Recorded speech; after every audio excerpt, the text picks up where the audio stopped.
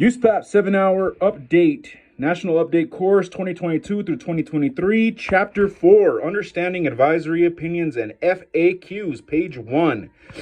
Chapter overview for Chapter 4, Learning Objectives. Upon completion of this chapter, participants will be able to identify how to use advisory opinions in solving USPAP problems. Identify how to use FAQs in solving USPAP problems. Illustrate the type of advice that can be found in FAQs, end of page. Page 2, Advisory Opinions. Advisory opinions, AOs, are not a part of USPAP. However, they are included in the USPAP publication. The advisory opinions are a form of guidance that the ASB issues to illustrate the applicability of USPAP. The advisory opinions were first published in the 1992 edition of USPAP, and more were added as subsequent editions were released. Because of the way the USPAP is promulgated, the advisory opinions change in several ways in each USPAP publication. The changes include: number 1, making necessary changes to existing advisory opinions as a result of changes adopted to USPAP.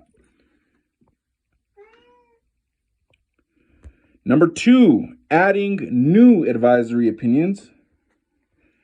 And number 3, retiring advisory opinions. End of page.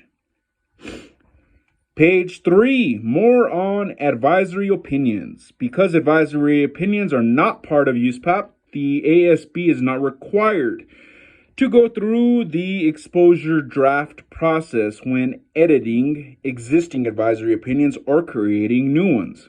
However, because the ASB believes in transparency and truly values stakeholder feedback, it exposes proposed revisions to advisory opinions as well as proposed new advisory opinions before adopting them.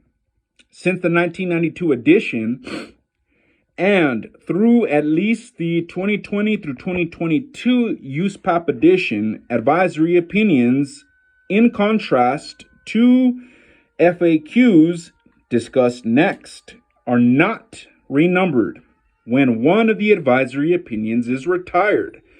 Thus, in the 2020 through 2022 USPAP edition, while the actual advisory opinions range in number from Advisory Opinion 1 to Advisory Opinion 38, there are only 30 active advisory opinions. Advisory opinions 4, 5, 6, 8, 10, 11, 12, and 15 have been retired. End of page. You missed a question in the pre-course assessment that related to the content on this page. Please study this information on this page carefully so you will be better able to answer questions about this material on upcoming quizzes. Many of the advisory opinions in the USPAP publication are similar in structure. Which of these items is not typically found in an advisory opinion? Try to remember that. That's the question you missed.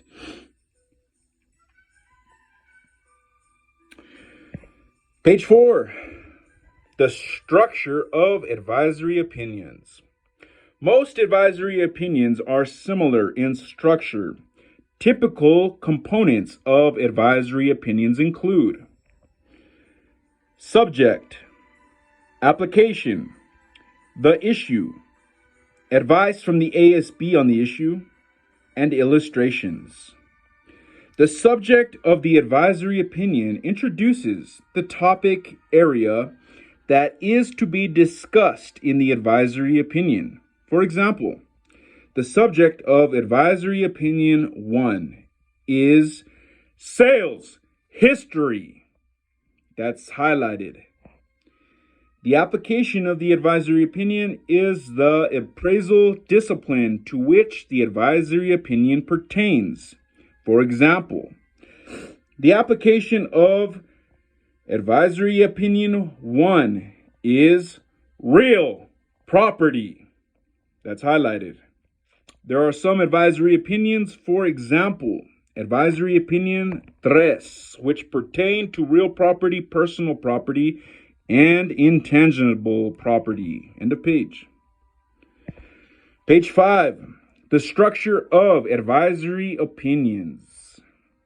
The issue is the overarching question being answered in the advisory opinion. It often consists of background information and a question or series of questions. For example, the issue in Advisory Opinion 1 is the Uniform Standards of Professional Appraisal Practice, USPAP, contains sales history requirements that obligate appraisers of real property to analyze and report pending and recent agreements, options, listings, and sales involving the property being appraised. Because of differences in federal law and regulations, state laws, and operating practices relating to the disclosure and confidentiality of real property sales data, the ways in which appraisers comply with the sales history requirements vary according to the jurisdiction and the availability of information. This lack of consistency has raised questions regarding the applicability and relevance of the sales history requirements. How can the appraiser best comply with the sales history provisions of the applicable appraisal standards in the face of obstacles that are beyond the control of the appraiser? As another example, the issue in Advisory Opinion 2 is for real property and personal property appraisal assignments. USPAP requires the report to contain a certification indicating whether the subject property was personally inspected by the appraisers.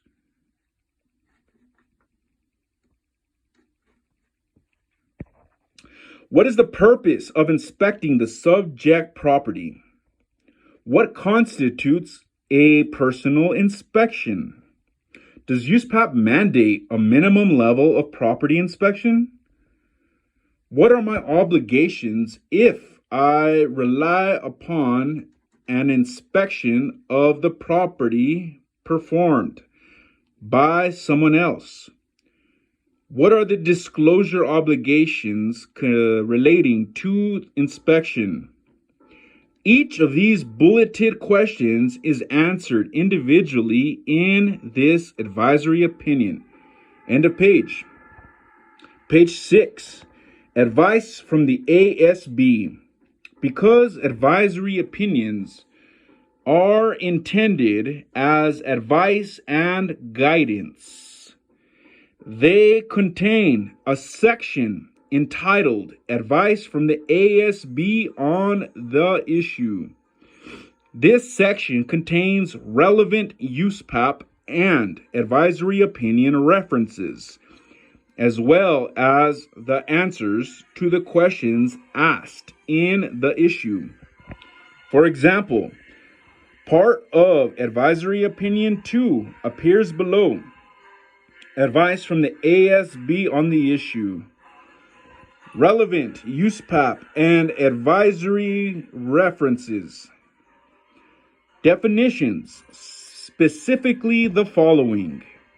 Personal inspection, a physical observation performed to assist in identifying relevant property characteristics in a valuation service.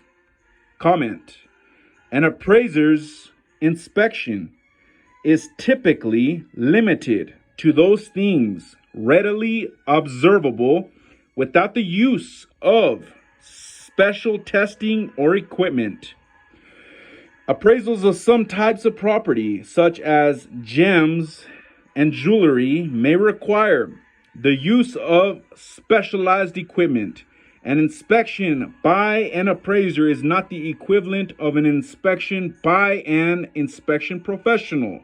For instance, a structural engineer, home inspector, or art conservator.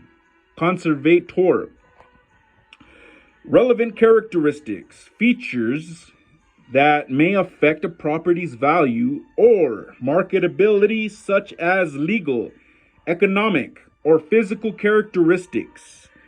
Standards Rule 1-2E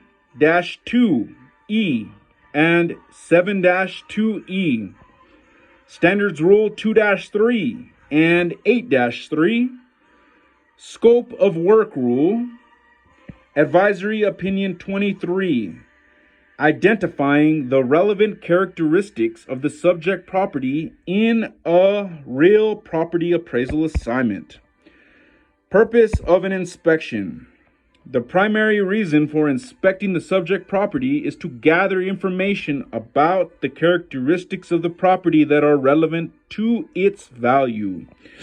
The advice from the ASB is often several pages long and can be quite detailed. End of page.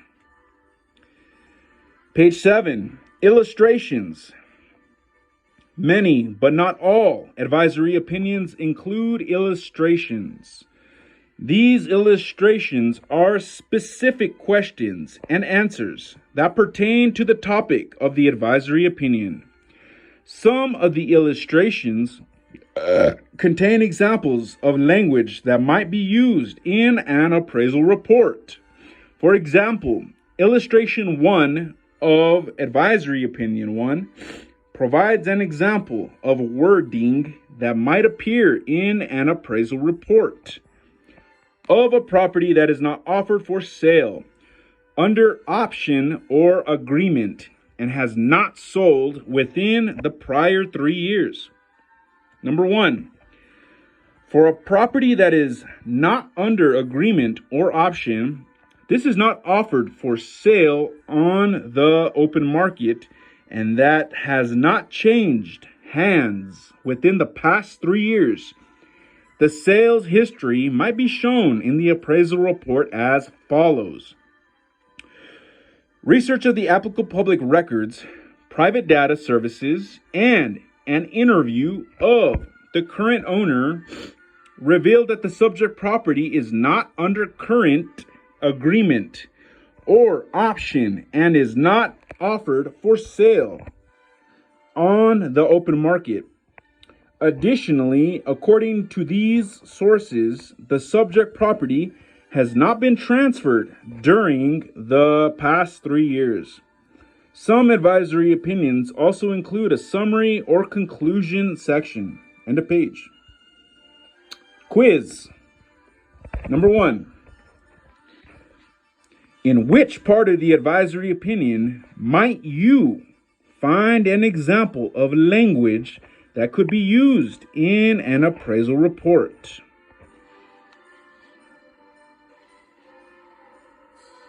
A, application. B, frequently asked questions. C, the issue. Or D, illustrations. I'm going to go illustrations.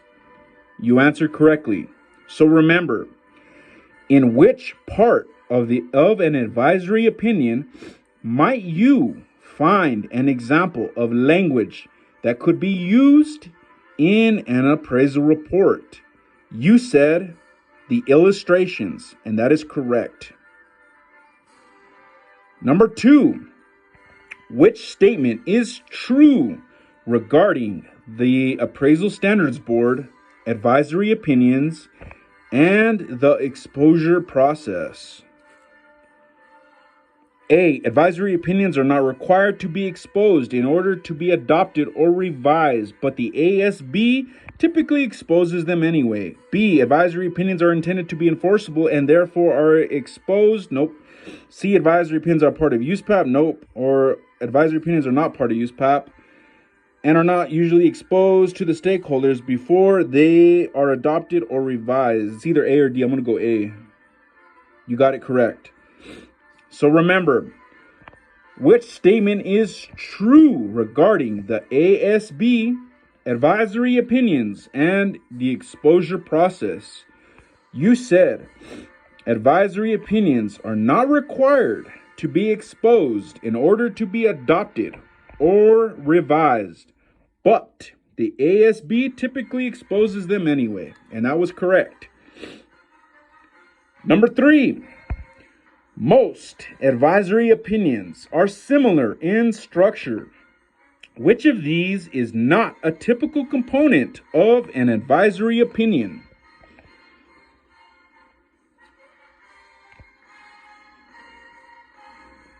A, illustrations. B, frequently asked questions. C, the issue. Or D, advice from the ASB on the issue.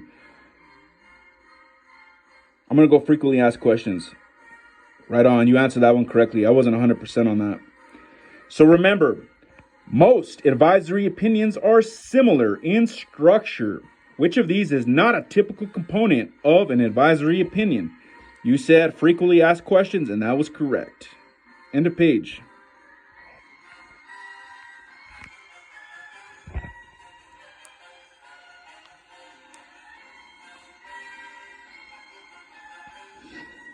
Frequently asked questions, or FAQs, are similar to advisory opinions in that they are guidance. The difference, however, is while the advisory opinions cover one broader topic in depth, the FAQs focus on very narrow topics. The ASB issues the FAQs to respond to questions raised by appraisers and other stakeholders.